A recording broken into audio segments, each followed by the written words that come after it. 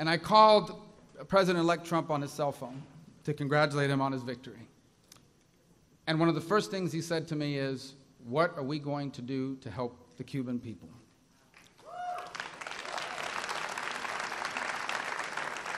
A few weeks later, I had the honor of flying with him to Central Florida on Air Force One. And he again, in the midst of that conversation, asked, "What are we going to do to help the Cuban people?" My wife and I had the opportunity to dine with him and the First Lady in the White House. And in the middle of that conversation, he asked, "What are we going to do to help the Cuban people and the people of Venezuela, who are also living under a dictatorship?"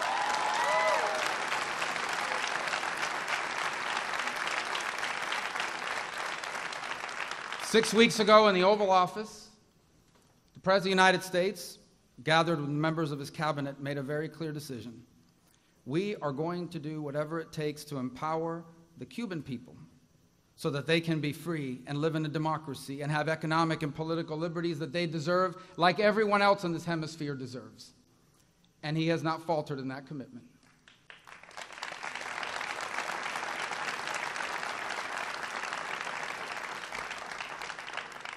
The cooperation, the hard work, the commitment that this White House and that President Trump has shown to this cause, I believe, has no precedent, certainly in the modern history of this great cause.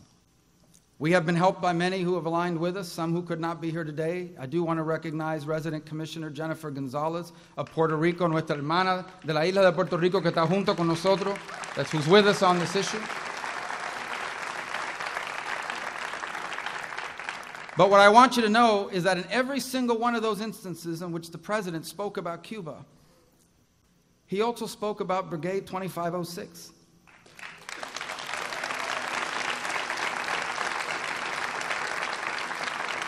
Because a few weeks before the election, for the first time in decades, he went to visit their museum, where they endorsed him, meaning the first time in decades that they had endorsed a presidential candidate. And there isn't a single time that I have spoken to the President about Cuba that he has not mentioned the brigade.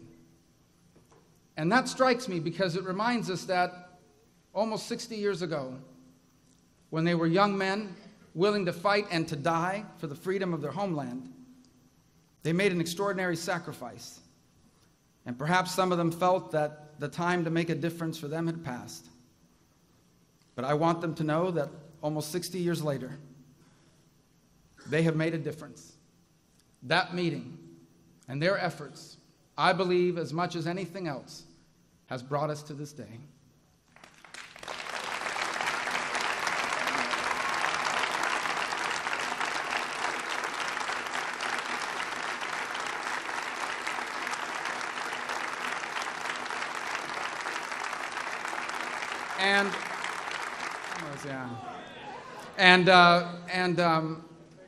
It struck me as the plane landed and we were getting into the cars that brought us here, and we look at the President coming down the steps, he was greeted by dissidents, by freedom fighters, by people, some of whom on the island of Cuba have suffered greatly in the hands of this repressive regime.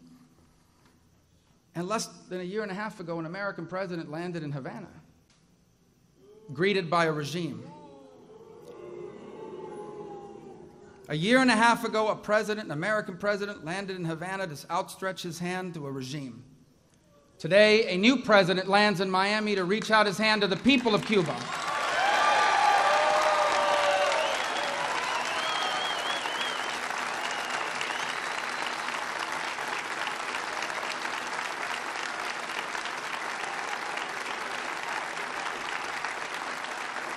And I close with this.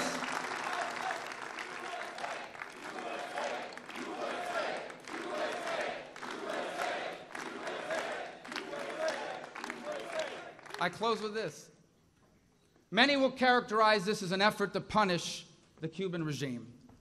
And it will punish the Cuban military that oppresses its people and helps Maduro oppress their people in Venezuela.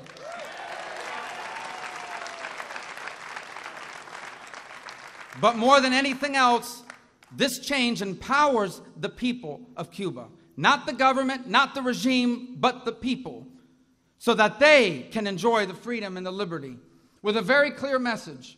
America is prepared to outstretch its hand and work with the people of Cuba, but we will not empower their oppressors.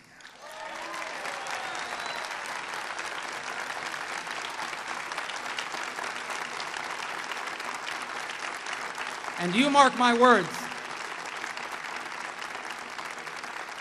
And you mark my words. Whether it's in 6 months or 6 years, Cuba will be free. And when it is,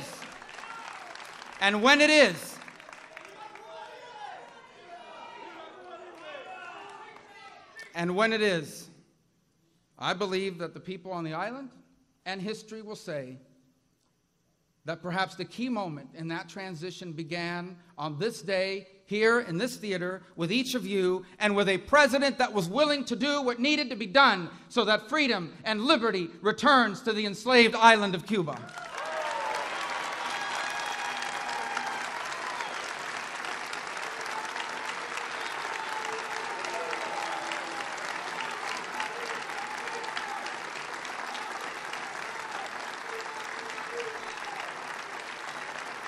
Voy a ser bien breve,